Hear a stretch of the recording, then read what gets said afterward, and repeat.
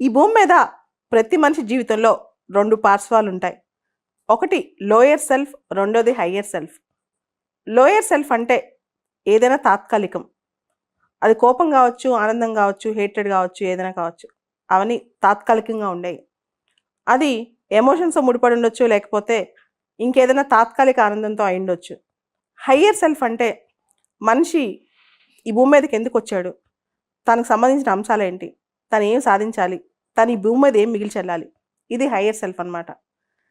99% ఈ ప్రపంచంలో మనుషులందరూ కూడా మీడియోకర్‌గా ఆలోచిస్తూ ఉంటారు. అంటే టెంపరరీ విషయాల గురించి, టెంపరరీ అంశాల గురించి, టెంపరరీ ఎమోషన్స్ గురించి.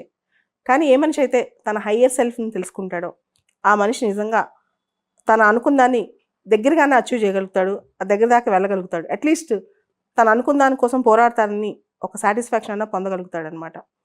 సో ఎప్పుడైనా సరే ముఖ్యంగా యువతలో ఎక్కువగా మనకు కనిపించేది, ఈరోజు ఇలా జరిగిపోతే సరిపోదులే, రేపటి సంగతి తర్వాత చూద్దాం, తర్వాత మన జీవితం గురించి ఆలోచించుకోవచ్చు, నెక్స్ట్ ఇయర్ బెటర్గా ఉంటుందేమో, ఇలా ఆలోచిస్తూ ఉంటారు. అండ్ ప్రతి ఒక్కరికి లైఫ్లో ఒక హోప్ ఉంటుంది అనమాట, ఇప్పటికన్నా భవిష్యత్తు చాలా బాగుంటుందని. ఆ భవిష్యత్తుకి పునాది ఈరోజే వేయాలి అంటే మన లోయర్ సెల్ఫ్లో మనం బతకూడదు, మన హయ్యర్ సెల్ఫ్లోకి మనం వెళ్ళాలి. కానీ ఈ విచక్షణ మనిషిలో చాలా తక్కువగా ఉంటుంది అనమాట. ఎప్పుడు కూడా ఏదైతే లోయర్ సెల్ఫ్ ఉంటుందో అదే మనల్ని ఎక్కువ అట్రాక్ట్ చేస్తుంటుంది, ఎంటేజ్ చేస్తుంటుంది, ఎక్కువగా మనల్ని ఇండల్జ్ అయ్యేలా చేస్తుంది అనమాట. దానివల్లే మనిషిలో చాలా వ్యాక్యూమ్ కానీ పెద్ద ప్రమాదాలు కానీ ఏర్పడతాయి. అట్లా కాకుండా ఏ మనిషి అయితే ఫైట్ బ్యాక్ చేస్తాడో, ఏ మనిషి అయితే తన హయ్యర్ సెల్ఫ్ని గుర్తించి తను అసలు ఎందుకున్నాడు ఈ భూమి మీద, తన పర్పస్ ఆఫ్ లైఫ్ ఏంటి, తనకి ఏం కావాలి, అది ఏదైనా కావచ్చు. అంటే అందరూ ఒకేలాగా ఉండాల్సిన అవసరం లేదు, లేకపోతే అందరూ పెద్ద పెద్ద ఆఫీసర్లో ఫిల్మ్ స్టార్స్ అవ్వాల్సిన అవసరం లేదు. ఎవరికి పర్స్పెక్టివ్ ఆఫ్ లైఫ్లో ఏది కావాలని కోరుకుందో, జీవితం ఎలా డెడికేట్ చేయాలని కోరుకుందో అది తెలుసుకుని జీవించడమే హయ్యర్ సెల్ఫ్ అని నేను అంటాను. ఈ విధంగా జీవిస్తే మాత్రం మనం అనుకుంది మనం సాధించవచ్చు.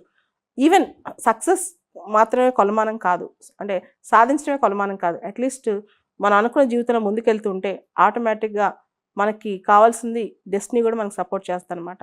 ముందుగా యువత ఇది తెలుసుకోవాలి. ఈరోజు పోస్ట్ పోన్ చేసేసి 10 ఏళ్ళ తర్వాత ఇది చేద్దాం, 20 ఏళ్ళ తర్వాత ఇది చేద్దాం అని కాకుండా ఈ రోజు నుంచి ఈ లైఫ్లో మనకి ఏం కావాలి, దీనికి ఒకే ఒక ఆయుధం, ఒకే ఒక మంత్రం, స్మార్ట్ వర్క్ అండ్ డిసిప్లిన్.